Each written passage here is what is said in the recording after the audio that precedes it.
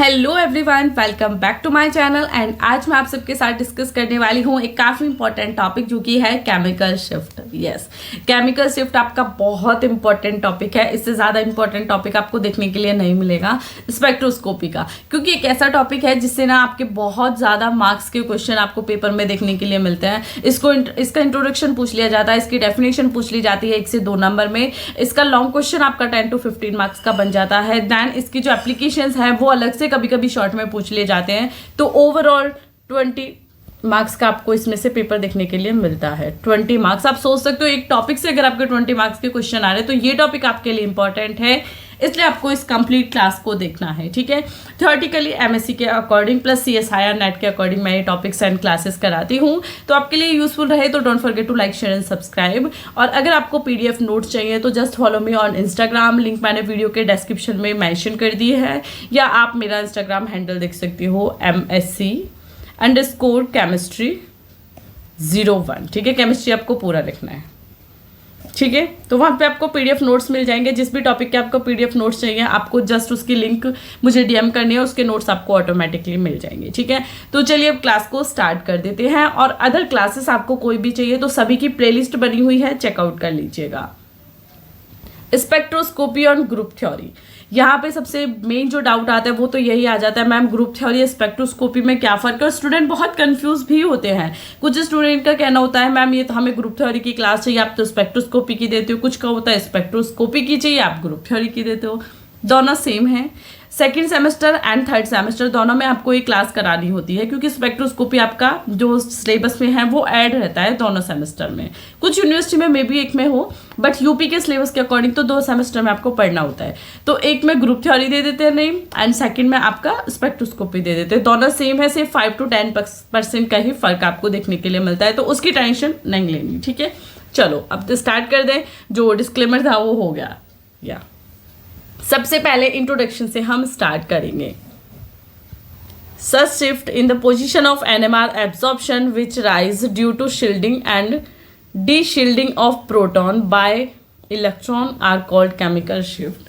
देखिए, स्पेक्ट्रोस्कोपी में NMR system होता है। एनएमआर की क्लास आपने अब तक नहीं देखी तो देख लीजिएगा। एनएमआर सिस्टम होता है, तो एनएमआर सिस्टम में जो आपके इलेक्ट्रॉन की पोजीशन होती है वो में भी शील्डेड हो, वो में भी डिशील्डेड हो। अब शील्डेड डिशील्डेड भी अगर आपको नहीं पता है तो यहाँ पे भी आपके लिए डाउट आ जाता है। ठीक है, जो इलेक्ट्रॉन आपके अकॉर्डिंग टू प्रेशर होते हैं, ठीक है, वो आपके डिशील्डेड होते हैं। जो अपोजिट होता है that is known as a shielded electron या शील्डेड प्रोटॉन। ठीक है, तो इलेक्ट्रॉन पे ये वर्क करता है। तो इलेक्ट्रॉन एब्जॉर्प्शन में जो शिफ्ट होती हैं आपकी एनएमआर सिस्टम में, उन्हें हम केमिकल शिफ्ट कहते हैं। शिफ्ट किसे कहते हैं?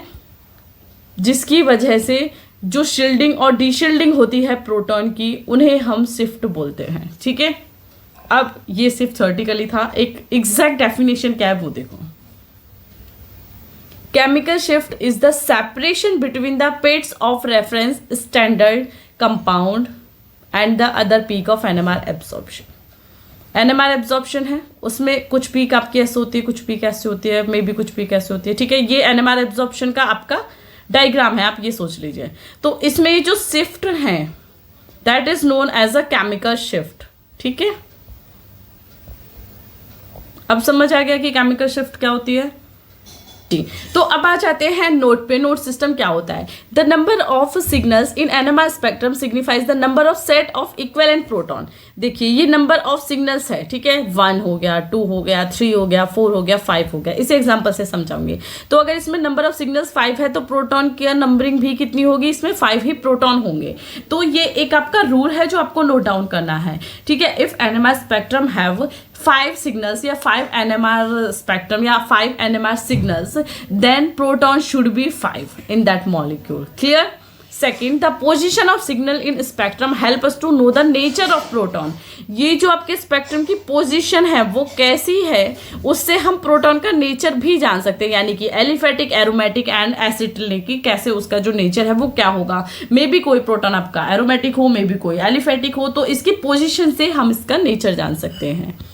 Third, if the induced field oppose the applied field then proton is said to be shielded. मैंने आपको बताया था ना कि अगर आपका जो प्रोटॉन है वो उसके मेन साइड है यानी कि रेनफोर्स है तो उस प्रोटॉन को हम डीशील्डेड बोलते हैं, और अगर वो आपके सिस्टम के अपोजिट है तो उसे हम शील्डेड बोलते हैं। ठीक है, opposite may be known as a shielded proton and within the reinforce the applied field then it is known as a deshielded. Clear? Yeah. Now move on to the 5 point. The chemical shift Wallow proton in given compound determined with reference compound TMS यानी कि टेट्रामिथाइलसिलेट। अगर हमें chemical shift को search out करना है तो उसके लिए सबसे बेस्ट जो आपका कंपाउंड होता है वो होता है टेट्रामिथाइलसिलेन, जिसका फॉर्मूला है CH3 का होल 4 into SI, जिसे हम शॉर्ट में TMS भी बोलते हैं।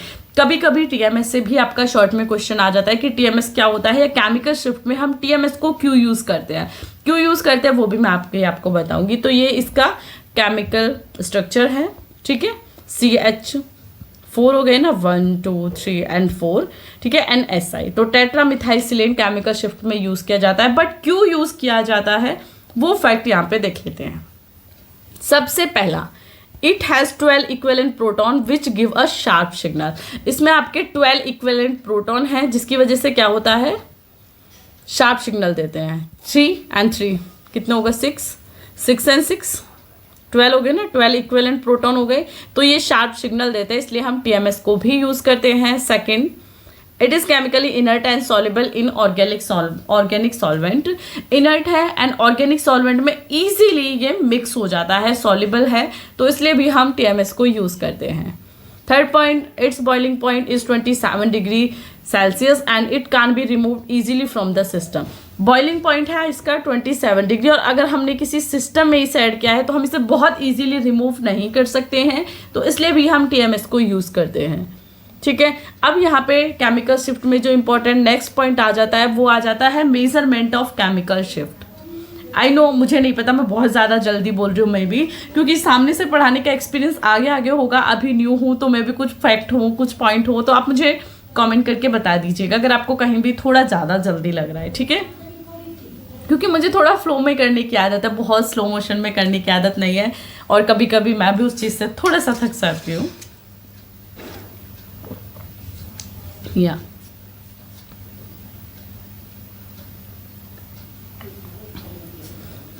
ठीक है, तो एक कमेंट रिव्यू के लिए शेयर कर दीजिएगा। Yes, now move on to the next point, what is the measurement या how we can measure the chemical shift. उसके लिए भी हम टाउ का यूज़ करते हैं, कैसे यूज़ करते हैं, डेल्टा का यूज़ करते हैं, वो आपको यहाँ पे देखना है। देखिए, केमिकल शिफ्ट के जो नोट्स मैं आपके साथ शेयर कर रही हूँ अकॉर्डिंग टू MSc लेवल या अकॉर्डिंग टू MSc, क्योंकि ऐसे थ्योरेटिकल नोट्स आपको कहीं नहीं मिलेंगे, उसके लिए आपको सिर्फ मेरे चैनल को ही फॉलो करना है, right. It is measured as the field और फ्रिक्वेंसी, इसे हम एज अ फील्ड और फ्रिक्वेंसी ही मेजर कर सकते हैं।